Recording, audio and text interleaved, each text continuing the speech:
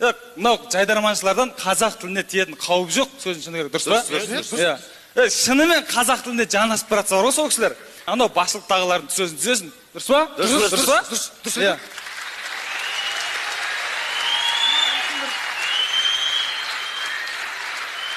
Жоқ, ол туған деп болмайды сөзден ұстап, үш қойып, ұшырып жерді мысалы, өт тұрған жерімізде. Ол бір-екі сөзден қателескен, ол менікем кінәлім емес. Түсініп отырсыздар ма? Болатын баланың бетін қақпа берін бұл дейді. Мына жастар жылы болғаннан кейін, мына жастар ғой деп бір кезектен тыс өткіз жермейсіз ба? Ақыры кезектен тыс өткізіп атсыздар ғой барлық нәрсе, дұрыс па? Дұрыс па? Қарасай. Бір ақыл үйреткенде боласың да. Жоқ, шындық жақпайды білем. Деп айтайын десем, ұялам, білейін дейсің деген.